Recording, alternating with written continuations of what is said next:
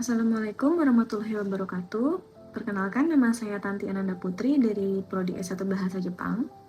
Pada kesempatan kali ini, saya akan menceritakan mengenai kasus korupsi pada pembangunan Jalan Raya Pos Anyer sampai Panarukan pada masa pemerintahan Herman Willem Daendels, serta kaitannya dengan nilai-nilai anti korupsi.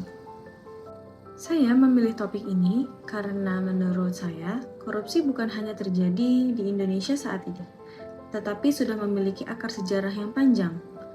Salah satu contohnya adalah pembangunan Jalan Raya Pos pada tahun 1808 sampai 1811. Jalan yang menghubungkan Anyer hingga Panarukan ini dibangun untuk memperkuat pertahanan secara mempercepat komunikasi pemerintah kolonial Belanda. Namun, di balik pembangunan tersebut, rakyat pribumi justru mengalami banyak penderitaan akibat penyalahgunaan kekuasaan. Berdasarkan beberapa sumber sejarah, sebenarnya pemerintah Daendels telah menyediakan anggaran dan upah bagi para pekerja. Namun, dalam pelaksanaannya diduga terjadi penyelewengan dana, termasuk korupsi terhadap gaji pekerja, bekal makanan, dan perlengkapan kerja. Ketika dana mulai berkurang, pemerintah kolonial menerapkan sistem kerja paksa kepada rakyat pribumi. Jika dilihat dari unsur 5W+1H, maka terjadi penyalahgunaan kekuasaan dalam pembangunan Jalan Raya Pos. Yang terlibat adalah Herman Willem Daendels, pemerintah kolonial Belanda pada penguasa lokal dan rakyat pribumi. Peristiwa ini terjadi pada tahun 1808 sampai 1811. Lokasinya berada di Pulau Jawa dari Anyer hingga Panarukan. Why dan how? Mengapa hal ini bisa terjadi? Karena pemerintah kolonial ingin mempercepat jalur komunikasi dan pertahanan untuk menghadapi ancaman Inggris.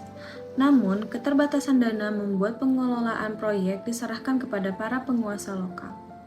Lemahnya pengawasan menyebabkan terjadinya dugaan korupsi terhadap anggaran, sehingga hak-hak pekerja tidak diterima sebagaimana semestinya.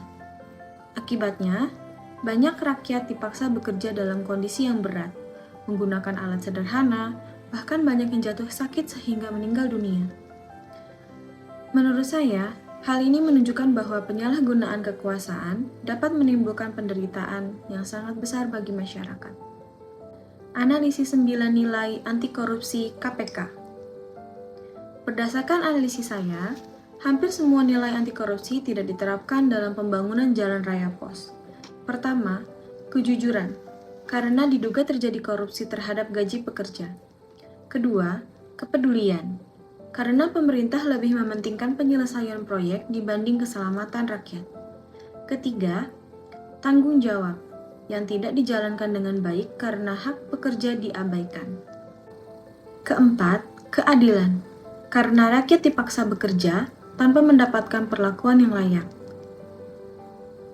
Selain itu, nilai kedisiplinan, kesederhanaan, keberanian kerja keras, dan kemandirian juga belum diterapkan secara baik dalam pelaksanaan proyek tersebut.